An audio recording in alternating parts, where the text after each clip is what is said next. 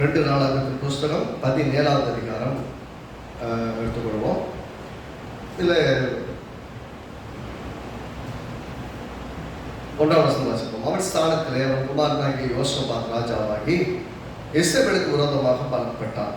அவன் யூதாவின் அரணான பட்டணங்கள் எல்லாம் இராணுவத்தையும் யூதா தேசத்தில் தன் தகப்பனாகிய ஆசா பிடித்த எப்ராயிமின் பட்டணங்களையும் தானியங்களையும் வைத்தான். கர்த்தர் யோசபாத்தோடு இருந்தார்.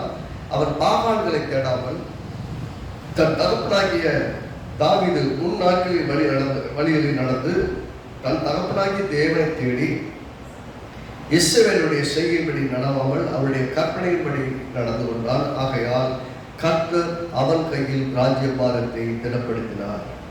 நான் சொல்லுங்க, ஒரு சக்சஸ்ஃபுல்லான ஒரு ரூலர்ஷிப், ஒரு சக்சஸ்ஃபுல்லான லைஃப், ஒரு சக்சஸ்ஃபுல்லான பிஸ்னஸ், ஒரு சக்சஸ்ஃபுல்லான குடும்பம் உண்டாகணும்னா சொல்லுறான்.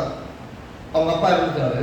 இறந்த இடத்துல ஒரு ராஜாவா அவனோட பையனை யோசபாத்துங்கிற ஒரு ராஜாவை கொண்டு வந்து அந்த இடத்துல ராஜாவை வைக்கிறாங்க.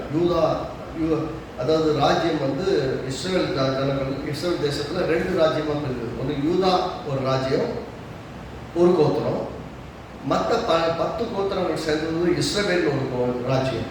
இஸ்ரவேல் ராஜ்யத்தில் ஒரு ராஜா இருக்கிறார். அந்த ராஜ்யம் எப்பயுமே பார்த்தீங்கன்னா கர்த்தருக்கு விரோதமாக போராடக்கூடிய ஒரு விதமான மனநிலை இருக்கும். அந்த இஸ்ரவேல் ராஜாக்கள் ஒரு ராஜா கூட கர்த்தருக்கு உண்மையாக இருந்தது.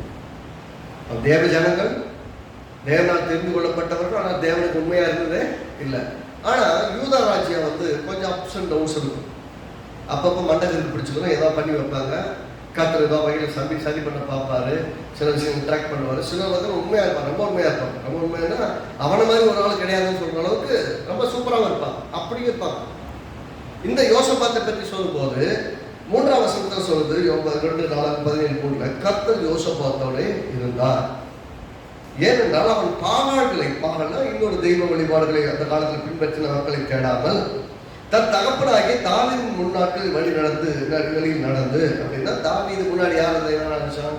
இஸ்ரவேல் தேவனாகிய கர்த்தரை விசுவாசித்தான், நேசித்தான், ஆராதித்தான்.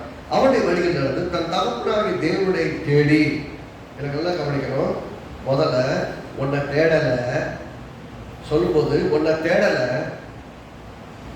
அவங்க அப்பாவோட வழியில் தாவீது வழியில் நடந்தான். தேடாமல் இருப்பது, இன்னொரு வழிகளில் நடப்பது.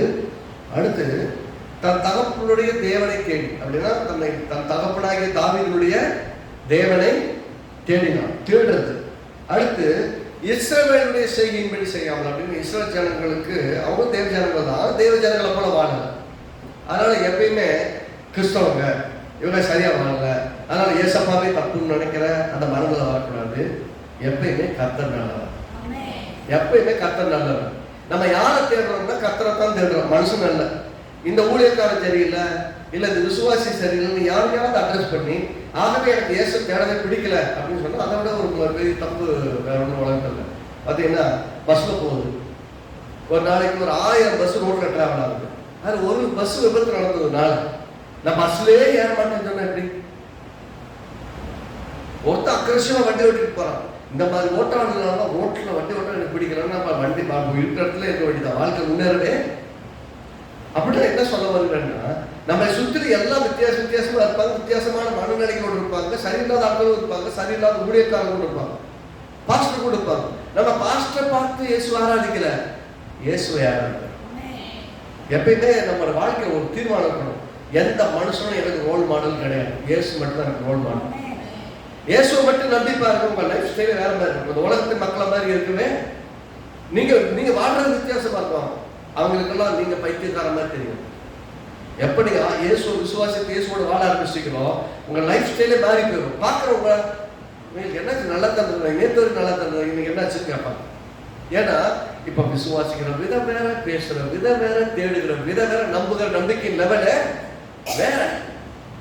இங்க பார்க்கும்போது ஒரு 7 காரியங்கள் வரிசை பார்க்கலாம். அந்த 7 விதமான காரியங்களிலே கர்த்தருடைய இவன் இருதயம் கர்த்தர்கிட்ட உத்தமமா இருக்குது. முதல்ல 3வது அதிகாரத்துல அவன் பாகான்களை தேடல. ஒரு இது வரைக்கும் சில அந்த இஸ்ரவேல் ஜனங்கள் செய்துட்டு இருக்கிற மாதிரி ஒரு தெய்வ வழிபாடுங்க. இஸ்ரவேல் ஜனங்களுக்கும் தேவன் தான் தேவன், ஆனா தெரியல. போய் என்ன பண்ண இன்னொரு தெய்வ வழிபாடுகளை செய்திருந்தாங்க. இப்போ அவங்கள ஏன்னா அவங்க ஆராதிக்கிற அந்த பாகால்களை நாங்கள் ஆராதிக்கல, தேடலை அப்படின்னு முதல்ல சொல்லுது. ரெண்டாவது, தாவீது முன்னாட்களில் வழிகளில் நடந்தான். அப்படின்னா முன்னாடி தாவீது எப்படி நடந்தானோ அப்படியே இவனும் நடந்தான் அப்படின்னு சொல்லுது. அப்படின்னா கர்த்தருடைய வழிகளிலே நடப்பது என்பது நாம் தெரிந்தெடுக்கிற சாய்ஸ், நம்முடைய தீர்மானம் தான். நம்முடைய தீர்மானம் தெளிவாக இருந்தால் கர்த்தருடைய வழியில கரெக்டாக நடப்போம். மூணாவது, நான்காவது வசனத்துல தன் தகப்பனுடைய தேவனை தேடி. அப்படின்னா தன் தகப்பன் யாரை ஆராதித்தான்? இஸ்ரவேலின் தேவனாகிய கர்த்தரை, சர்வ வல்லமையுள்ள தேவனை தேடினான். அதே போல அவரை தேடினான். உன்னை தேடல, உன்னை தேடுறான். அந்த தெய்வ வழிபாடுகளை தேடல, இந்த தெய்வத்தை தேடுகிறான். அப்படி இஸ்ரவேல் செய்கைகளின்படி செய்யலாம். அப்படின்னா அவங்களுக்கு கொலை செய்யலாம் தப்பு இல்லை, கெட்டது செய்யலாம் தப்பு இல்லை, வஞ்சகம் பண்ணலாம் தப்பு இல்லை, எதை பண்ணாலும் தப்பு இல்லை, விபச்சாரம் பண்ணலாம், எதையும் பண்ணாலும் தப்பு இல்லைன்னு ஒரு கூட்டம் வாழுது இஸ்ரவேல் ஜனங்கள். ஏன்னா அவங்களுடைய வழிபாட்டு முறையும் வாழ்க்கை முறையும், ஏன்னா தான் யாரோடு இசைந்திருக்கிறோமோ அவங்கள போல நம்மளும் இருக்கும். நம்மளோட உலகத்தை சொல்லுவாங்க, நீ யார், உன் ஃப்ரெண்ட்ஸ் யாருன்னு சொல்லு, நீ யாருன்னு நான் சொல்றேன்னு சொல்லுவாங்க. அது ஏன் அப்படி? நீங்களே அறியாம நீங்க ரொம்ப பர்ஃபெக்டான ஆட்களா இருந்தாலும் கொஞ்ச நாள்ல உங்களை டாமினேட் பண்ண ஆரம்பிச்சு, அவருடைய ஆட்டிடியூட், அவருடைய வார்த்தைகள் ஆட்டோமேட்டிக்கா நீங்களே ஃப்ளோல பேச ஆரம்பிச்சிருக்கு, உங்களே தெரியாம. அது என்னது? நம்ம யாரோடையும் ஃப்ரெண்ட்ஷிப் ஆக்கலாம், தப்பு இல்லை. நானும் ஃப்ரெண்ட்ஸோட இருந்திருக்கிறேன். காலேஜ் படிக்கும்போது என்னோட ஃப்ரெண்ட்ஸில் போயிட்டு உட்காந்து ஒரு பக்கம் சரக்கு அடிப்பாங்க, அவங்களோட கூட தான் இருந்துருக்குறேன். ஆனால் நான் போனேன்னா பார்த்துக்காங்களா, எனக்கு கோக் தண்ணி ஆர்டர் பண்ணிடுவாங்க. எனக்கு தெரியும் அவங்க சாப்பிட மாட்டேன். அவங்க தண்ணி குடிக்கிற பசங்களோட உட்காந்துருக்குறேன். ஆனாலும் அவங்களோட காலத்தில் நான் கோக் வாங்கி குடிப்பேன். பார்க்கும்போது ரெண்டு ஒரே கலராக தான் இருக்கும். இதுக்கு பயந்துட்டு நான் அந்த ஸ்ப்ரைட் ஆர்டர் பண்ணேன். அப்போல்லாம் வந்து ஸ்ப்ரைட் இருக்கும், ஸ்ப்ரைட் ஆர்டர் பண்ணி சொல்லி வாங்கிட்டு குடிப்பேன். இதில் என்ன வித்தியாசம்? அதுவும் வெள்ளையாவது சில சமயம் கொண்டு வைப்பான், அது என்னமோ சொல்கிறாங்க, அது தெரியாது. அதுவும் வெள்ளையாவது கொண்டு குடிப்பாங்க. அப்போ இது என்ன எல்லாம் ஒரே மாதிரி தான் இருக்குது. இது வேற ரகம், அது வேற ரகம். அதை குடித்தா போதை எது, இதை குடித்தா வயிற்றுல இருக்கிறதெல்லாம் ஜீரணமாகும்னு சொல்கிறாங்க. ஆனால் ஆக்சுவலாக அது இருக்கிற ஒஸ்டான ஒரு பொருள் என்ன, அந்த கோப்பும் இந்த மிராண்டா, இந்த மாதிரி டோரினோ, அது அப்போல்லாம் மிராண்டா டோரினோ எல்லாம் பயங்கர ஃபேமஸ். அந்த மாதிரி மாற்றி எல்லாம் வாங்கி குடிச்சு பார்த்துருக்கோம். என்ன சொல்ல வரேன்னா, நம்ம யாரோட இருக்கோங்கிறது இல்லை. ஆனால் பாருங்க, அவர்கிட்ட சொல்லிடுவாங்க, நான் இருக்கும்போது இந்த மாதிரி நான் பேசுனீங்கன்னா நான் கிளம்பி போயிட்டே இருப்பேன், நான் இருக்க மாட்டேன்னு சொல்லிடுவேன். நான் இருக்கும்போது ஒரு கெட்ட வார்த்தை வராது, ஒரு தப்பான செயல்கள் இருக்காது. அவன் கோபப்பட வேண்டாம் வர்றான். அப்புறம் நம்ம போனதுக்கப்புறம் அவனை திட்டலாம். திட்டுறது கூட நான் போனதுக்கப்புறம் திட்டுறேன்னு சொல்லுவாங்க. ஏன்? நீங்கள் ஒரு மாற்றத்தை உண்டாக்குற ஒரு ஆளை தான் அந்த இடத்துல இருக்கணும். இப்பயும் பார்த்தீங்கன்னா நல்லா கவனிச்சுக்காங்க, அந்த காலத்தில் நான் இயேசுவை விசுவாசிக்கிறேன். இயேசுவை அறியாது, இயேசுவை தெரியாது, எல்லா தெய்வங்களையும் தேடுங்க. பள்ளிக்கு பாத யாத்திரை போகிறது, சபரிமலைக்கு பாத யாத்திரை போகிறது, காசி ராமேஸ்வரம் சுற்றுறது, ஊரே போய் எல்லா கடலையும் தேடிட்டு இருந்த காலம். அந்த காலத்திலேயே நான் இருக்கிற ஆளை பார்த்தீங்கன்னா கொடுமை என்னன்னா, கிறிஸ்துவ குடும்பத்தில் பிறந்து இந்த இயேசு வேணான்னு ஓடினான். எப்படி பிறந்தது? கிறிஸ்துவ குடும்பத்தில், எல்லாரும் கிறிஸ்தவங்க, ஃபேமிலிக்குள்ள கிறிஸ்தவங்க. ஆனால் நான் மட்டும் பார்த்தீங்கன்னா இந்த இயேசு எனக்கு வேணாம். எனக்கு கடவுள்னா ஒரு உருவத்தை காட்டணும். இல்லை இவங்க ஒன்றும் காட்ட மாட்டேங்க, எதை கேட்டாலும் பைபிளை பாருங்கிறாங்க, இதை பார்க்கிறாங்கன்னு சொல்லிட்டு வேணான்னு இயேசு வேணான்னு ஓடினாங்க. அப்படி ஓடி இருக்கும்போது கூட என்னுடைய நண்பர்களால் நான் தாக்கப்படலை, என் வாய் மாற்றப்படலை, என் செயலர் மாற்றப்படலை. கடைசி வரைக்கும் கர்த்தரை காரியப்படாமல் அங்கேயும் காப்பாற்றினார். சரியில்லாத நண்பர்கள் இருந்தாங்க தான், ஆனால் அந்த நண்பர்கள் மத்தியிலையும் என்னை காப்பாற்றினார். அப்படின்னா நாம அந்த இடத்துல ஒரு பெரிய தாக்கம் உண்டாக்குறோம். இஸ்ரவேல் ஜனங்கள் செய்தபடி நான் செய்யறதுக்கு நான் ரெடியாக இல்லைன்றது தெளிவாக இருந்தான். அப்படின்னா நீங்க யாரோடு இருக்கீங்கன்னு முக்கியம் இல்லை, அந்த தாக்கம் உங்களை வாழ்க்கையை பாதிக்காதபடிக்கு நீங்க இருக்கீங்களாங்கிறது முக்கியம். அப்புறம் யாருமே நீங்க எப்படி இருக்கணும்னு நினைச்சு இந்த உலகத்துல யாரு மேல அனாதையாயிரு உணர்ல இவங்கள கெட்டவங்க அவங்களோட கூடக்கூடாது, செய்யக்கூடாதுன்னு சொன்னீங்கன்னா உலகத்துல யாரோடையும் வாழ முடியாது. ஏசு எல்லாரோடையும் தான் வாழ்ந்தாரு, எல்லாரையும் தான் போய் சந்திச்சாரு, எல்லாரையும் நேசித்தாரு, எல்லாரையும் பார்த்து பழகினாரு. ஆனா உங்க வாழ்க்கை அவங்களை இம்பாக்ட் பண்ணுதா? உங்க வாழ்க்கை அவங்க மாற்றங்களை கொண்டு வருதாங்க ரொம்ப முக்கியம். அவங்களோட சேர்ந்து நீங்க கலந்துட்டீங்கன்னா அப்ப வரும்போது அதை பேச இதை பேச எல்லாம் பண்ணுவாங்க. அவங்களோட நடந்து நானும் மாலையை போட்டுருப்பேன். அவங்க கண்டா முன்னாடி பேசுவாங்க, நான் எதுவுமே பேச மாட்டேன். அந்த மாலை போடுற சமயத்தில் மட்டும்தான் நான் அந்த ஒயின் ஷாப் பக்கம் போக மாட்டேன். அவங்க போக மாட்டாங்க, நானும் கூட போக வேண்டிய அவசியம் இல்லை. என்ன சொல்றேன்னா, உலகத்தின் மக்கள் அந்த குறிப்பிட்ட காலத்துல தங்களை வேறுபடுத்திக் கொண்டு நான் வித்தியாசமான கடவுள் எல்லாரும் வந்து என் கடவுள். ஆனா கடவுள் பாருங்க, மனுஷனை கடவுளை போல உண்டாக்கிட்டார். எப்படி மனுஷனை கடவுளை போல விட்டா நமக்குள்ள வந்து கடவுள் வாழ்றார். இப்ப நாம போய் ஒருத்தர் கால் எப்படி போய் விழுகிறது? பின்னாடி ஒரு கேள்வி இருக்குல்ல. கடவுள் வந்து நமக்குள்ள வந்து வாழ்றாரு. அப்படின்னு இருக்கும்போது இயேசு என்ன கேட்டுக்கொண்டோமோ அன்னைக்கு கடவுள் நமக்குள்ள வந்து வாழ்றாரு. கடவுள் எனக்குள்ள வாழ்ந்து ஒருத்தர் காலில் போய் விழுங்கன்னா, நான் கத்தரை சேர்த்துல கூட சேர்த்து அந்த மனுஷன் காலில் விழுகிறாரு இல்லையா? அப்ப நான் கடவுளுடைய தன்மையை நான் எப்படி ஐடென்டிஃபை பண்றேன், நான் எப்படி டிஃபரன்ஷியேட் பண்ணி காட்டுறேன்னு சொன்னா, எல்லாரையும் ஆசீர்வதிக்கிற இடத்துல நான் நிற்கிறேன். ஆமென். என்னைக்கு இயேசு ஏற்றுக்கொண்டனோ எல்லாரும் என்ன ஆசீர்வதிக்க கிடையாது, நான் எவர்களை ஆசீர்வதிப்போன கர்த்தர் அவர்களை ஆசீர்வதிப்போம். எனக்குள்ள வாழ்றார் கடவுள். அந்த கடவுள் என்ன பண்றாரு, என்னை ஆசீர்வதிக்கிறவனாக வைக்கிறார். அப்படின்னா இது எப்படியோ ஒன்றை பிடிச்சவங்க கிடையாது. இதை விட்டுட்டேங்க, இதை பிடிச்சிட்டாங்க இல்லைங்க, என்ன மொத்த ஐடென்டிட்டியே மாறி போகுது. பரலோகம் என் ஜெபத்தை கேட்குது. எனக்கு பெருசா ஜெபம் தெரிய வேண்டிய அவசியம் இல்லை. நான் வானத்தை கிழிக்கிறவங்க ஒரு ஜெபத்தை பண்ண வேண்டிய அவசியம் கிடையாது. சாதாரண ஜெபம், ஏசப்பா எனக்கு இது தேவை, எனக்கு கூட நெல்லுங்க, எனக்கு மனசு வலிக்குது, எனக்கு துணை நெல்லுங்க, பலப்படுத்துங்கன்னு சொன்னா கர்த்தர் பலப்படுத்துவார். இந்த உலகம் கொடுக்க முடியாத சமாதானத்தை கொடுப்பார். இங்க அவன் பாவங்களை தேடல, இஸ்ரவேல் செய்கிறபடி செய்யல. நான்காவது வசனத்துக்கு அவருடைய கற்பனைக்கும்படி நடந்து கொண்டார். அப்படின்னா 10 கற்பனைகள் என்ன சொல்றதோ அதன்படி நடந்து கொண்டார். 6ஆம் வசனம் பாரு, கர்த்தருடைய வழிகளில் இவன் இருதயம் உற்சாகம் கொள்ளும். கர்த்தர் வார்த்தை என்ன சொல்றாரோ அதன்படி செய்யறதுக்கு அவன் இருதயம் ரொம்ப ரொம்ப என்கேஜா இருக்கான், ரொம்ப ஆசையா இருக்கிறான், உற்சாகமா இருக்கிறான்னு அர்த்தம். சர்ச்சுக்கு போலாம் அப்படின்னா ரொம்ப ஜாலி. சிலருக்கு வந்து சர்ச்சுக்கு போகணுமா இன்னைக்கு? தாவீது வனாந்தரத்தில் அழைப்பு சொல்றான், எப்பயும் ஆண்டவருடைய ஆலயத்தில் போய் என் கால் நிற்கும், ஆசையாக இருக்கேன். வனாந்தரத்தை சுத்துறேன், வனாந்தரம்னா டெசர்ட்ல நான் சுத்துறேன், பாலைவனத்துல சுத்துறேன். இங்க இருக்கிற மான்கள்லாம் பாக்குறேன், மான்கள்லாம் தண்ணி குடிக்க வந்து தண்ணியில இருந்து தண்ணி குடிச்சிட்டு இருக்கு. அந்த தண்ணி மேல எவ்வளவு ஆர்வமா போகுது. அது மாதிரி இந்த மான்கள் எங்கிருந்தோ ஓடி வந்து இந்த தண்ணி இருக்கிற இடத்துல தண்ணி குடிக்க வருது. அதே போல தேவனே, நான் என்னைக்கு உடைய சமூகத்தில் நிற்பேன், என் ஆத்துமாவும் என்னை நோக்கி தாக்கமாட்டேன். கடவுளோடு உறவாட ஆரம்பிக்கிற மனுஷன் கடவுளோடு உறவாட ஆரம்பிச்சான்னா அவனுக்கு இந்த உலகமெல்லாம் திருப்தியப்படுத்த முடியாது. உலகத்துல எதுவுமே அவனை சந்தோஷப்படுத்தவே முடியாது. 1000 நாட்கள் தாவீது இப்படியே சொல்றாரு, 1000 நாட்கள் இந்த மனுஷங்களோட ஆகாமிய கூட இருக்குன்னா எல்லாம் செலிப்ரேட் பண்ணக்கூடிய பெரிய ராஜா அரண்மனையில வாழ்றதை விட என் தேவனுடைய பிரகாரங்களில் ஒரு நாள் நான் சபையில உட்கார்ந்தேன்னா அங்கே அவருடைய ஞானத்தை எனக்கு தெரிவிக்கிறார், அங்கே எனக்கு போதிக்கிறார், எனக்கு கற்றுக் கொடுக்கிறார். இங்க கிடைக்கிற சமாதானம் இந்த உலகத்துல எங்கேயுமே கிடைக்கும். அப்படின்னா ஏன் இது ரொம்ப விசேஷமான இருக்குன்னா, இங்கே ஆக்சுவலா பார்த்தீங்கன்னா தேவன் வந்து சபையை சரீரமாக்கிய சபைகள். அவர் ஞானம் உள்ளவர். அந்த வார்த்தையில பிரசங்கித்துக் கொண்டிருக்கலாம், ஆனா அந்த பிரசங்கத்தை என் மூலமாய் பிரசங்கிக்கிறவர் தேவன், என் கூடி பேசுகிறவர் தேவன். உங்களுக்கு மட்டும் கிடையாது, எனக்கும் பேசுகிறார். ஏன்னா இங்க சில காரியங்களை செய்யல, சில காரியங்களை செய்யலாம், சில காரியத்தை உற்சாகம் இருக்கிறது. 6வது அதான் வருஷம் சொல்லிட்டு வர பாகால்களை தேடல. 1, தாவீதுடைய வழிகளில் நடந்தார். 2, தேவனை தேடினார். 3, அடுத்து இஸ்ரவேல் செய்கைகளின்படி நடக்கல.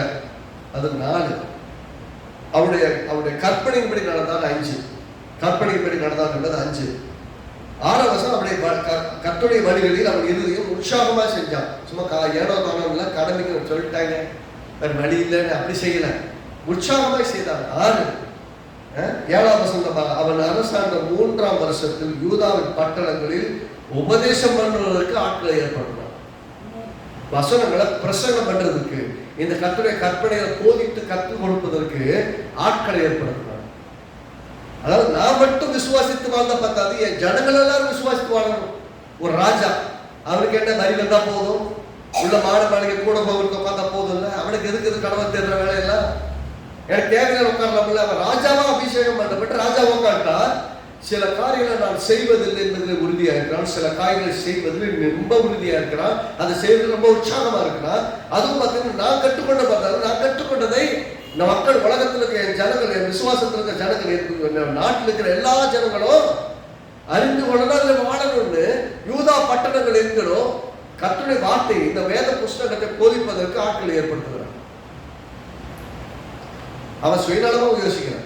இந்த 7 காரியங்களை பாருங்க, இந்த 7 காரியத்துல ரொம்ப கரெக்டா இருந்ததுனால கர்த்தர் என்ன பண்றாரு, அவனை ரொம்ப மிகுந்த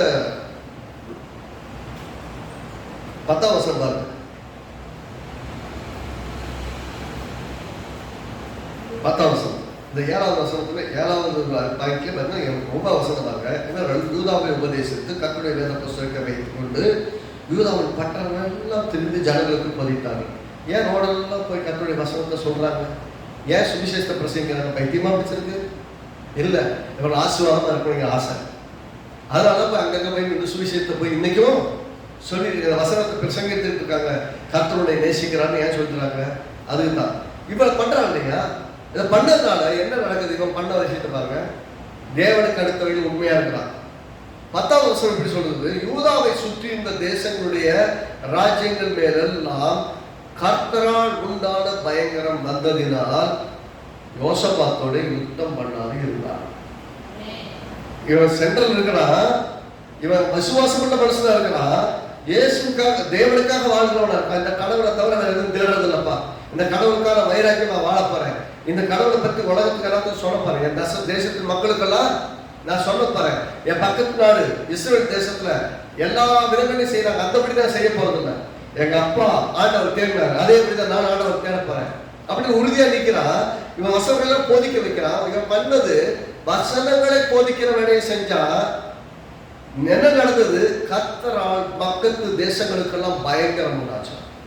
இவனை கண்டாலே பயமா இருக்கு. கத்தி எடுத்து சண்டை போடல, கத்தி எடுத்து சண்டை போடல, எதிர்த்து நாட்டை போய் ஜெயிச்சுட்டு வந்துட்டான், அவனுக்கு அவன் பெரிய யுத்த வீரன் அப்படிங்கிற பயம் எல்லாம் கிடையாது. அவன்கிட்ட போவானப்பா வச்சுக்க வேணாங்கிற பயம் வந்துச்சு. எப்படி இதெல்லாம் நீங்களால செய்ய முடியாது, நீங்களால இதை செய்ய முடியாது, இது கர்த்தரால மட்டும் தான் செய்ய முடியும், கடவுளால தான் செய்ய முடியும். சொல்றாரு கர்த்தரால உண்டான பயங்கரம்னா அந்த பயம் உள்ளத்துல வந்துட்டதுனால யோசபாத்தோட யுத்தம் பண்ணாது இருந்தாங்க. யோசபாத்து ரொம்ப ஸ்ட்ரெயிட்டா இருந்ததுனால அவனை சுற்றி இருக்கிற எல்லாருக்குள்ளும் ஒரு பயம் வந்தது. அப்படின்னா நல்லா கவனிங்க, எந்த ஒரு மனிதன் ஒரு மனுஷி கர்த்தருக்கு தன்னை அர்ப்பணித்துக் கொண்டு கர்த்தருடைய வழிகளில் நடக்கிற அந்த இருதய உற்சாகம் கொண்டு நடக்கிறதோ அந்த மனுஷனுக்காக கர்த்தர் செய்கிற வேலை இதுவரைக்கும் நீங்க பார்த்து பயந்த மக்கள் எல்லாரும் உங்களை பார்த்து பயப்படும்படி கர்த்தர் மாற்றுவாங்க. உங்களை பார்த்து மிரட்டிடலாம், ஊற்றிடலாம், பேட்டரி ஏற்றி மேலே ஏற்றி வந்துடலாம், இவங்க என்ன பண்ண முடியும்? சாதாரண ஆட்கள் தானே நினைக்கலாம். நாம சாதாரணமான ஆளா இருந்தாலும் கூட அவர் ராஜா தான். யோசிச்சு பாருங்க, ஒரு ஒரு ஒரு இந்திய தேசம் இருக்கு, அதுதான் இருக்கு. இப்போ அந்த கேரளா இருக்கு, சின்ன மாநிலம் இல்லையா? சின்ன மாநிலம். கேரளா ஒரு தனி மாநிலம், மிச்சம் அத்தனை மாநிலங்கள் மற்ற மாநிலங்கள்லாம் இருக்கு. இதெல்லாம் சேர்ந்து ஒரு இஸ்ரேல் ராஜ்யம்னு வச்சுக்கோங்க, இது யூத ராஜ்யம்னு வச்சுக்கோங்க. யூத ராஜ்யத்துக்கு ரொம்ப சாதாரணமாக இருக்கலாம். மற்ற சுற்றி இருக்க தேசத்துலலாம் பயம், தமிழ்நாட்டுக்கு பயம், ஆந்திராவுக்கு பயம், கேரளாவுக்கு பயம். கேரளாவை நினைச்சாலே எல்லாம் கேரளாவா நம்பவா முடியுது? நம்ம இந்த ஹியூமன் மைண்ட்ல காம்ப்ளிகேட் பண்ணவே முடியாது. ஜஸ்ட் ஒப்பனைக்காக புரிய வைக்கிறதுக்காக சொல்றேன். அப்படின்னா மொத்த இந்திய தேசத்துல எத்தனை மாநிலங்கள் இருக்கு, எல்லா மாநிலமும் ஒரு சின்ன கேரளா பார்த்து பயப்படுதுன்னு உதாரணத்துக்கு சொல்றேன். சொல்ற விதத்தை வளர்க்கறதுக்காக சொல்றேன். சுற்றி இருக்கிற எல்லாருக்கும் பயம். அவன் என்ன பண்ணான் அப்படின்னு கேட்டா பெருசா ஒன்று பண்ணல, பைபிள் எடுத்து போய் எல்லாருக்கும் பிரசங்கம் பண்ணான். என்னது அவன் பண்ணது பெரிய விஷயம் என்னன்னா, பைபிளை வச்சுக்கிட்டு எல்லாருக்கும் கர்த்தருடைய வார்த்தையை சொல்லுங்கன்னா, சில காரியங்களை செய்ய மாட்டேன்னு சொன்னா சில காரியங்கள் உண்மையா கர்த்தருக்காக. கர்த்தருக்கு பிடிக்கலைன்னா செய்யறதில்லை, கர்த்தருக்கு பிடிச்சா சந்தோஷமா செய்யறது, கர்த்தருக்குரிய விஷயத்துல ரொம்ப உற்சாகமா சந்தோஷமா செஞ்சான்னு சொல்லுவோம். அவ்வளவுதான். இந்த விஷயம் கர்த்தருடைய பார்வையில மிக சிறப்பாக எது கர்த்தருக்கு பிரியமானதோ அதை செய்வீங்களோ கர்த்தர் உங்களுக்காக அவர் பண்ற யுத்தம் பயங்கரமா இருக்கும். உங்களுக்கே தெரியாது, ஒரு நாள் யோசபாத்துக்கே கூட தெரியாது நம்மளை பார்த்து எல்லாம் பயப்படுறாங்க. உங்களை பார்த்துட்டு யாராவது வாங்கி பார்த்துட்டு போனா என்னைக்கு முறைச்சு பார்க்குறாங்க நீங்க நினைப்பீங்க. முறைச்சிட்டு போகல, உங்களை பார்த்து பயந்துட்டு போறாங்க. உங்களுக்கு என்ன ஆச்சு? நல்லா தான் இருந்தாங்க, இப்பெல்லாம் வித்தியாசமா இருக்காங்க. தேவன் அந்த சூழ்நிலை அட்மாஸ்பியரை மாற்றி, அந்த இடத்தையே மாற்றி, அந்த வாழ்க்கை இடத்தையே மாற்றி, நீங்க வாழ்ற விதங்களையே மாற்றி விட்டுருவாங்க. உங்களை பற்றி தானே பயம் அடுத்தவங்களுக்கு உண்டாகணும். நீங்க போய் நான் யார் தெரியுமா நெஞ்ச நிறுத்திட்டு போய் நீங்க சொல்ல வேண்டியது இல்லை. அவங்களை அறியாமலே ஒரு பயம் வந்துடும். நீங்களே பாருங்க, நீங்க வந்தீங்கன்னா அங்க ஒரு சூழல் மாறுவதை மற்றவங்க எல்லாரும் அனுபவிப்பாங்க. அந்த அட்மாஸ்பியரை மாற்றிடுறத எல்லாரும் அனுபவிப்பாங்க. எத்தனை பேர் நாங்கள் நம்புறீங்க? நீங்க ஒரு இடத்துல இருந்தீங்கன்னா, இயேசு விசுவாசிகள் நீங்க ஒரு இடத்துல இருந்தீங்கன்னா, அங்கே ஒரு பெரிய தாக்கம் உருவாவதை மற்றவர்கள் உணர்வாங்க. ஆனால் இதில் பிரச்சனை என்னன்னா, நமக்கு உணர்வு பண்ணாங்க. நம்ம பார்த்து மற்றவங்கலாம் ஐயோ உங்க கட்டம் கனவோடு இருக்காங்க அப்படிங்கிற பயம் இருக்கும். நமக்கு அப்படி கிடையாது. எப்பா என் கூட இருக்கீங்களா? நீங்க கொஞ்ச நாள் ஆளக்காலமே ஐயா கூப்பிட்டா பதில் சொல்ல மாட்டேங்கிறீங்க, எனக்கு முடியாம போராடிட்டு கிடைக்கிறேன், எப்பதான் பதில் சொல்லுவீங்க ஆண்டவரே? நம்ம பழகிட்டு அவர்கிட்ட சொல்ற நான் உன்னோட்டு விலகுவதும் இல்லை, உன்னை கைவிடுது. நிறைய சமயங்கள் நம்ம லைஃப்ல கடவுள் வந்து பொறுமையா இருக்கிறோம், அமைதியா இருக்கிறோம். அமைதியா இருக்கிறான்னா வேலை செய்யாம இல்லை, நமக்காக ஒரு பெரிய திட்டத்தை ஏற்படுத்திட்டு அதுக்கு அவர் பேக் ஒரு வேலை பார்த்துட்டு இருக்கிறாரு. சில காலங்கள் நமக்கு அமைதியாக இருக்கிற காலமா இருக்கும், ஜபம் பண்ணா பதில் கூட கிடைக்காத மாதிரி இருக்கும். அப்படின்னு என்ன அர்த்தம்னா, கவலையே படாதீங்க, ரொம்ப சீக்கிரமா ஒரு அற்புதத்தை பெறுவதற்கு கர்த்தர்களை ரெடி பண்ணிட்டு இருக்கிறாருன்னு அர்த்தம். அமைதியா இருக்கும் போதும் மிக பொறுமையோடு நம்பிக்கை ஆண்டவரே நீங்க சைலண்டா இருந்தாலும் எனக்காக வேலை செய்யுங்க, நான் அதை விசுவாசிக்கிறேன், காத்திருக்கிற ஆண்டவர் காத்திருந்தா கர்த்தர் காரியங்களை செய்வார். பண்ண அவசரம் பாருங்க எப்படி சொல்லுது. அது 11 பக்கத்து நாட்டுலாம் பயந்ததுக்கு அப்புறம் எல்லாம் கூட காணிக்கை கொடுத்தாங்க. காணிக்கை பணம் அப்படி கூட கொடுத்து இவனை பெரிய ஆளாக்கிட்டாங்க. அதனால என்னங்களா 12ஆம் வசனத்துல இப்படி யோசபாத் வர வர மிகவும் பெரியவனா என்ன ஆயிட்டான். மக்கள் சுத்தி இருக்கிறவங்க பயம் வந்துருச்சு. இப்ப வர வர பெரிய ஆள் ஆகிட்டு இருக்கான். இவ பெரிய ஆளாக என்ன பண்ணான்னு யோசிச்சு பாருங்க. கர்த்தர் சொன்னார்ல, உன்னை இந்த வருஷத்துல என்ன சொன்னாரு, வாக்குத்தத்த காட்டையை கொடுத்துருக்கோம் பாருங்க. அந்த வாக்குத்தத்தன்னு சொல்லுது, நான் உங்கள் மேல் கண்ணோக்கமா இருக்கிறேன், உங்களை பார்த்துட்டே இருக்கிறேன். என் கண்ணை உங்க விட்டு நடக்கல, என் கண்ணு உங்களை கவனமா பார்த்துட்டு இருக்கு. எதுக்கு? என் வழிகளில் நடக்கிறீங்களா, எனக்கு உண்மையா இருக்கீங்களா, என்னை பற்றி கொண்டு உண்மையா இருக்கீங்களா, எனக்காக விசுவாசமா வாழ்றீங்களா? வாழ்றீங்க அப்படின்னா உங்களுக்காக யுத்தம் பண்ண நான் ரெடியா இருக்கிறேன், உங்களுக்காக ஜாதிகளை கீழ்படுத்த நான் என்ன பண்றேன், ரெடியா இருக்கேன். நான் உங்கள் மேல் கண்ணோக்கமா இருந்து உங்களை பழுகவும் பெருகவும் பண்ணுவேன். பாருங்க, இவன் என்ன பண்ணா, கடவுள் விஷயத்துல கட்டா இருக்கலாம். கட்டா இருக்கான்னு பாக்குறானா, பாக்குறாரு. ஓகே, இவன் கட்டா இருக்கான்னு கத்துல பண்ண அவனை பழுகவும் பெருகவும் பண்ணிடுறாரு. என்ன ஆயிட்டான்னா பெரிய ஆளாயிட்டான். நீங்க உங்களை பெரிய ஆளாக்க வேண்டியது இல்லை, கர்த்தர் உங்களை மிக பெரியவர்களா ஆக்குவார். நம்ம கர்த்தர் சொல்றாரு, நான் உன் பேரை பெருமைப்படுத்து, நம்மள பேர் பெருமைப்படுத்துகிறவர். 13ஆம் வசனத்துல பாருங்க, அவர் நிறைய விஷயங்கள் இருக்கு. நீங்க அந்த வசனத்தை மொத்தமா சேர்ந்து வாசிங்க. நான் அந்த முக்கியமான விஷயங்கள் மட்டும் தான் பேசிட்டு போறேன். 13ஆம் வசனத்துல யூதாவின் பட்டணங்களில் அவன் பெரிய வேலைகளை நடத்திட்டான். என்னவா பெரிய பெரிய வேலையை செஞ்சான். 12 பார்த்தீங்கன்னா பின்பகுதி யூதாவின் கோட்டைகளை ரஸ்துகளை வைக்கும் பட்டணங்களை கட்டினான். எல்லாம் பட்டயம் ஈட்டி எல்லாத்தையும் வைக்கிறதுக்கான குடவை கட்டினான், பட்டணங்களை கட்டினான், சிட்டியை உண்டாக்குனான். இப்படி எல்லா விதத்திலும் கட்டி கட்டி கட்டி கட்டி அழகா அந்த பட்டணத்தையே மாற்றி வரான். நான் சொல்றேங்க, கர்த்தர் உங்களுக்கு ஒரு பெரிய சமாதானமான சூழ்நிலை கொடுத்துட்டா நீங்க அதெல்லாம் மற்றதெல்லாம் யோசிக்க மாட்டீங்க. என்ன போச்சு என்ன வந்துச்சு யோசிக்க மாட்டீங்க. எதை யோசிக்க ஆரம்பிட்டீங்கன்னா, இனி இந்த வாழ்க்கையை எப்படி கட்டலாம், இந்த மேல போற உயர்வதற்கு ஆசீர்வாதமா வாழ்றதுக்கு என்ன செய்யலாம் யோசிக்கிற உங்கள் மனதை செலவழிப்பதற்கான விதத்தில் தேவன் உதவி செய்யலாம். இங்க சொன்னா அவர் சொல்லும்போது பெரிய வேலைகளை நடக்கிறான். நீங்க போன வாரத்திலையும் பார்த்தோம், கர்த்தர் நீங்க சமாதானமா இருக்கிறதுக்கான காலம் கொடுத்தா மட்டும்தான் உங்களால மிக சிறப்பான காரியங்களை செய்ய முடியும். நீங்க யோசிக்காத இடங்களில் உங்க வாழ்க்கையின் எதிர்காலத்தை வடிவமைக்க முடியும்னு சொல்லி. ஆக இவன் மட்டும் கிடையாது, இவன் கூட இருக்கவங்களுக்கெல்லாம் ஒரு பெரிய தாக்கம் ஏற்பட்டிருக்கு. நிறைய பேர் நமக்கு உதவியா இருக்கிறாங்க. 1000s இருக்கக்கூடியவங்களுக்கு அதிபதிகளாக இருக்கக்கூடியவங்களா இருக்கிறாங்க. அப்படின்னு நிறைய இருக்குது. 16ஆம் வசனம், அவனுக்கு உதவியாக கர்த்தருக்கு தன்னை உற்சாகமாய் ஒப்பு கொடுத்த சிக்ரியின் குமாரனாக அமேசியாக இருந்தான். கர்த்தருக்கு தன்னை உற்சாகமாய் கொடுக்கிறார். காசு பணத்தை பற்றி பேசல, தன்னையே உற்சாகமா கர்த்தருக்கு கொடுக்கிற ஒரு போர் வீரர்கள் எல்லாம் கூட பாருங்க. உங்களோட இருக்கிறவங்க எத்தனை பேருன்னு இல்லை, நம்பர்ஸ் முக்கியம் கிடையாது. The people, those who really dedicated for their life to pray for you, for your well-being, உங்க நன்மைக்காக, உங்க நன்மைக்காக உங்களோட நிற்கிறவங்க, உங்களுக்காக ஜெபிக்கிறதுக்கு துணை நிற்கிறவங்க ரொம்ப ரொம்ப தேவை. அந்த மாதிரி ஆட்கள் உங்களுக்கு ரொம்ப பெரிய ஆசீர்வாதம். கர்த்தர் நிச்சயமாய் அவர்கள் எல்லாம் உங்கள் வாழ்க்கையில் நிறைவேற்றுவார், ஒன்று விடாமல் நிறைவேற்றுவார். இங்க இந்த ஒரு பகுதியை பார்த்துருக்கோம். 18ஆம் அதிகாரம் 1ஆம் வசனம் பாருங்க. 18ஆம் அதிகாரம் 1ஆம் வசனம்.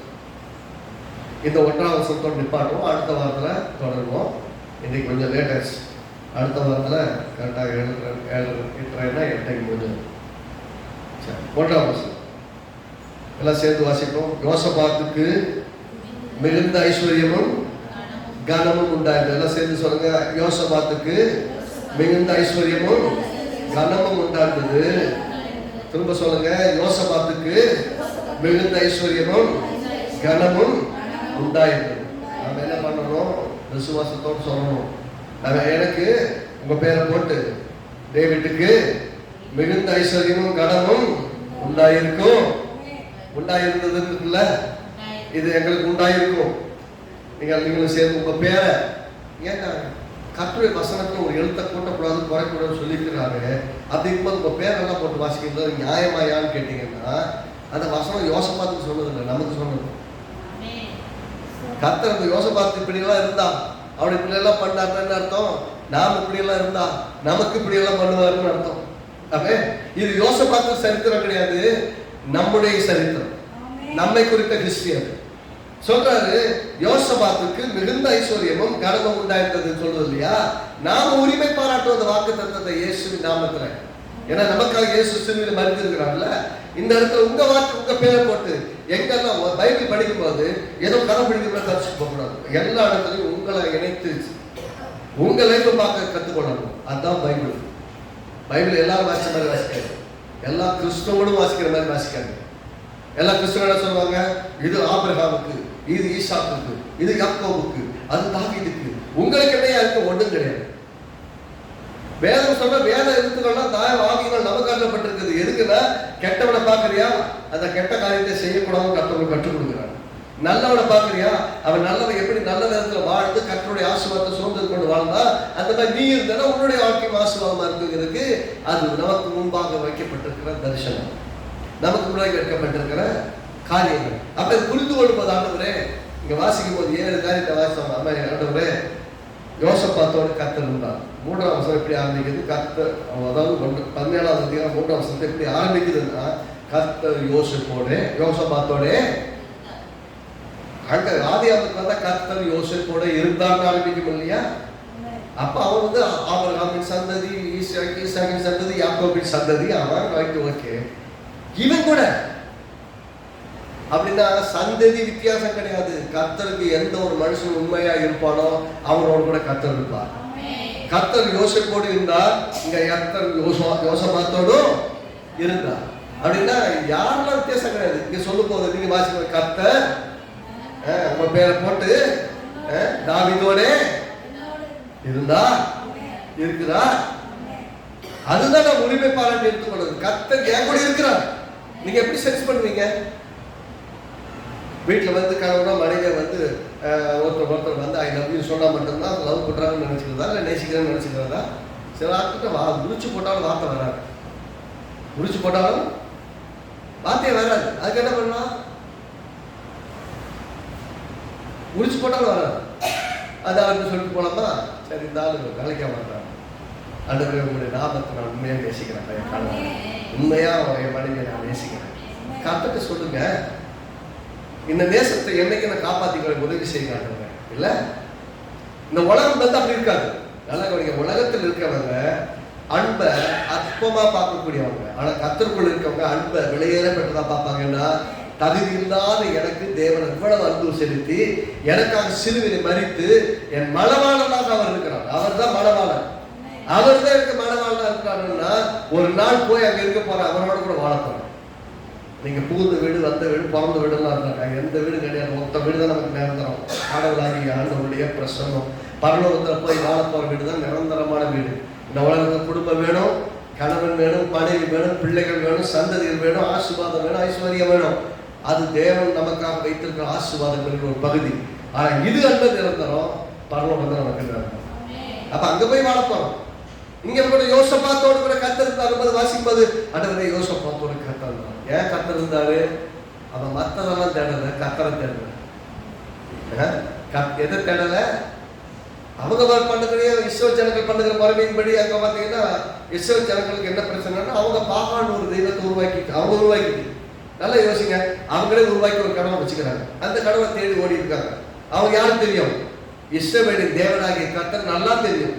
வனாந்தரத்துல மேகஸ்தம்பத்துல காப்பாற்றினவர், இரவில் அக்கினி ஸ்தம்பத்துல காப்பாற்றினவர், டெய்லி சாப்பாடு கொடுத்தவர், ஆசையா கேட்டப்போ இறைச்சி 1 மாசத்தளவுக்கு கொடுத்தவர் என் தேவன் அவன் நல்லா தெரிஞ்சும் அவங்க சொந்த தேசத்தை போய் குடியிருக்கும்படி இவங்க கொண்டு போய் ஒரு தேசத்தை சேர்த்தா அங்க போயிட்டு அங்க உருவத்தை உருவாக்கி வச்சுக்கிட்டு இந்த கடவுள் தான் எங்களை வழி நடத்துன்னு சொல்றாங்க. பாருங்க எவ்வளவு பெரிய கஷ்டமான விஷயம். தன்னை நடத்திட்டு வந்தவங்க சொல்லிட்டாரு. இத்தனைக்கும் 10 கற்பனை இருந்த சொல்றாரு. 2வது கற்பனை, உன் தேவனாகிய கர்த்தருக்கு இணையாக எந்த ஒரு உருவத்தையும் சொல்வத்தையும் செய்யாதுன்னு சொல்லி வச்சிருக்கிறாங்க. ஆனா இவங்க போய் அங்க போய் நுழைஞ்சதுக்கு அப்புறம் இவங்க கண்டுக்கு படுற ஒன்றை உருவாக்கி வச்சுட்டு இவங்களே உருவாக்குவாங்க, இவங்களே சுமப்பாங்க, இவங்களே எல்லாம் பண்ணுவாங்க. ஆனா அதுதான் இவங்களுக்கு தெய்வம் சொல்லி இஸ்ரவேல் ஜனங்கள் சொல்லிட்டாங்க. எப்படிப்பான்னு கேட்கிறாங்க. நியாயம் தானே? அவன் நிறைய இடத்துல பார்த்தா என்ன விட்டுட்டு ஏன் அப்படிலாம் பண்ற? கண் இருந்து பார்க்கல, காது இருந்து கேட்கல, செஞ்சிருந்தோம் கேட்கல, அப்படியே நீ தேடுற. நான் நீ கூப்பிடும் போது கேட்கிறேன், என்ன தேடுற, உனக்கு என்ன பிரச்சனை? இஸ்ரவேல் ஜனங்கள் கேட்கிறேன் இல்லையா? அப்படின்னா தேவன் எதை பார்க்கிறான்னா நம்முடைய இருதயத்தில் உண்மையா தேவனை தேடுவதை பார்க்கிறாரு ஒழிய அதுல உண்மையா இருக்கிறது வந்து கர்த்தருக்கு தெரியும். ஆமென். அதனால உலகத்தின் மக்களோடு மக்களா கலந்திருந்தாலும் உலகத்தின் மக்களாலே நாம் கரைப்படியாமல் இருக்கணுங்கிறது கர்த்தருடைய ஆசை. விசுவாசிகள் இருக்கிறவங்க மட்டும் முக்கியம் கிடையாது. விசுவாசத்தில் வாழ்ந்தவர்கள் உலகத்தால் கரைப்படாமல் தங்களை காத்துக் கொள்ளக்கூடியவர்களாய் கர்த்தரோடு நடக்கிறதுக்கு தீர்மானித்த பின்பாக கலப்பில கை வச்சாச்சு, திரும்பி எல்லாம் பார்க்க முடியாது. கர்த்தரோடு நடக்கும். யாரையும் கன்வின்ஸ் பண்றதில்ல, எதையும் பண்றதில்ல. விசுவாசித்தால் ஆண்டவராகிய இயேசுவோடு வாழலாம். யாரும் எதையும் பண்ண முடியாது, யாரும் மாற்ற முடியாது. விசுவாசிக்கிறவர்களால் நடக்கும் அடையாளங்கள் யாவனைங்கிறது நம்ம மூலமா நடக்கிற அளவுக்கு கர்த்தரோட நடக்க ஆரம்பிக்கணும். ஆமென். கர்த்தர் நல்லவர். தாமதத்துக்கு வருதுகள் அடுத்த வாரத்தில் தொடருவோம். அடுத்த வாரத்தில் எவ்வளவு சிறப்பாக இருந்தால் கவனிங்கன்னா எவ்வளவு கர்த்தர் கூட இருந்தாலும் ஆரம்பிக்குது. அந்த மனுஷன் சார் பண்ற சிறு மிஸ்தான் பார்க்கணும்ல. நம்ம எப்படி ஆயிடக்கூடாது, இந்த மாதிரி ஏமாற்றக்கூடாது. ரொம்ப ஜாக்கிரதையா இருக்கணும். கர்த்தர் நல்லவர்.